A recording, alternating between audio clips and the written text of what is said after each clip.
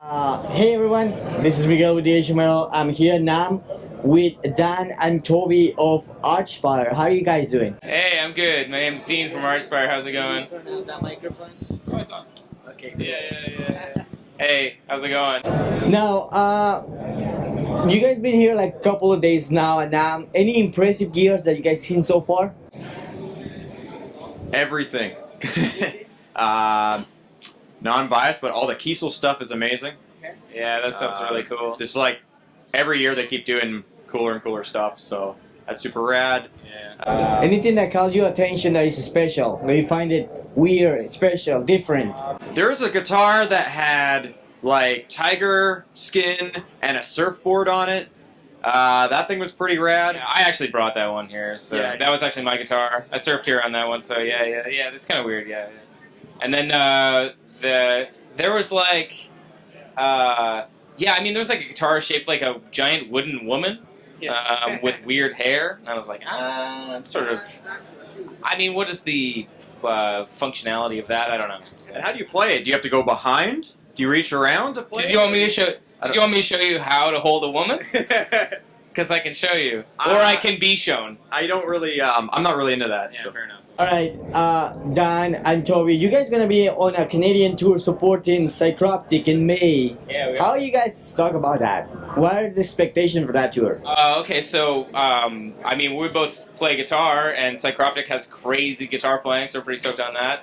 It's also cool because we haven't been to a couple of the cities. We've never been over to Halifax. Yeah, and St. John's too, and so. Yeah, and we haven't been to on the way over. We're doing a show in Edmonton, and we haven't been to Edmonton in like for over like a almost 2 years now. probably 2 years. Yeah, so and that's like one of our favorite places to play. Like when we first started playing, we played there a lot. Yeah. And we just developed. It's one of those towns that you go and develop such a relationship with all the people there. So it's one of our favorite places to play. So that's kind of cool. So yeah, it'll be a good tour. Yeah, it's definitely we haven't done just Canada for a long time. So yeah, going back and playing places that are familiar and some new ones. Yeah, with Visual Disgorge and Seeker, I'm not.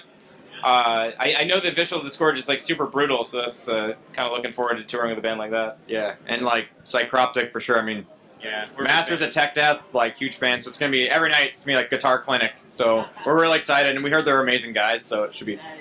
Now, album number 3 is also with Season of Myths. What is this album about? What you can tell us about the album?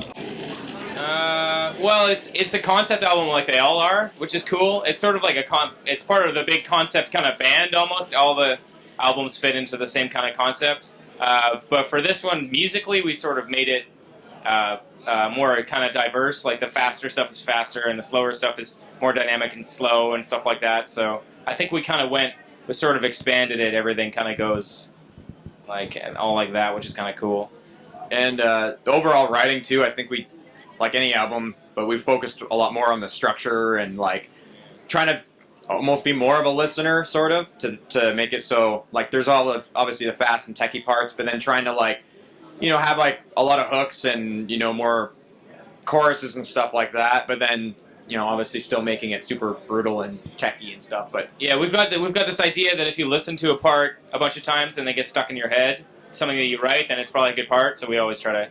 And Dave Otero, the producer, did an awesome job working with him. Yeah, I think that was a really big step up for us, working with someone he was really hands-on and had a lot of really cool ideas. And it was cool having like another perspective, like giving us little ideas for harmonies and a bit of the structure, and just like having his input was like a huge leg up, I think, for this album. So yeah. It's definitely different, but there's a lot of similarities.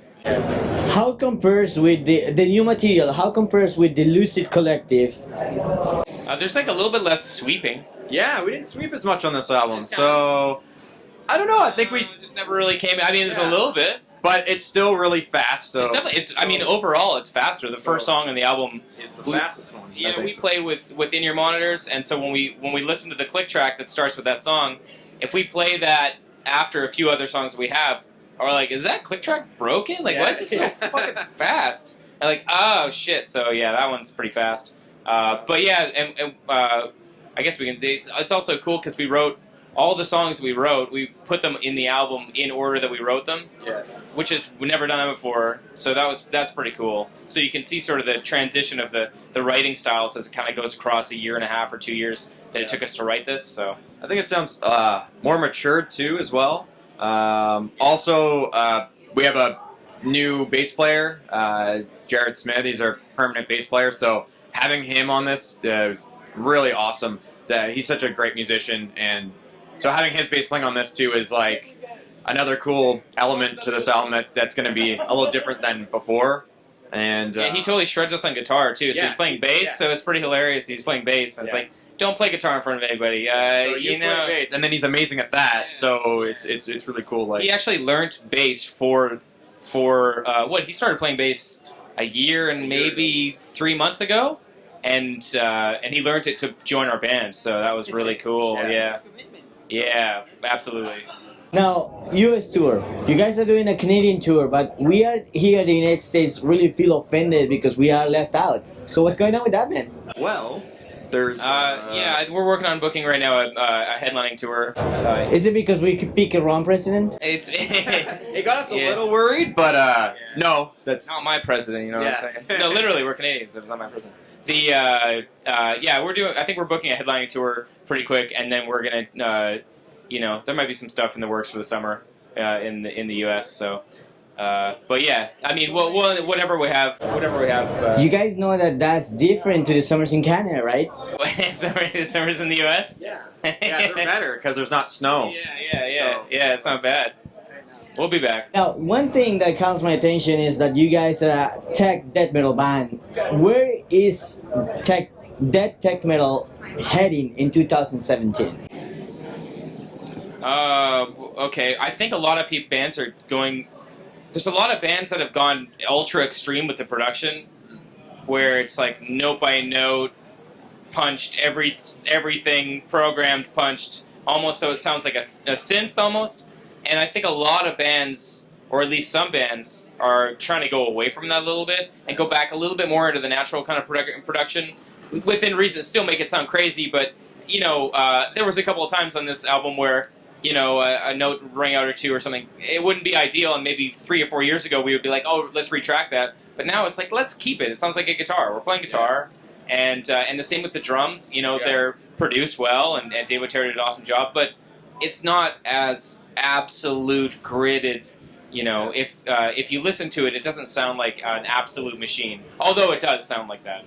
Yeah, we want to have a human element because we are human, and we have to perform it too, so we want to be able to actually be able to play it and not be like, ah, shit. Like, I think a lot of bands are going away from the space themes too. Yeah, that's one thing. It's like every tech death band's like, oh, space, planets, blowing up, cool. And so did we for a while too. We were thinking about that, sci-fi themes and stuff like that. But lyrically, I think the concepts went a little bit more into, I don't know, just a little bit different. Going in, I don't know. We'll see how it goes this year. We'll see how our album sort of stands up against some of the other ones. And yeah, I don't know.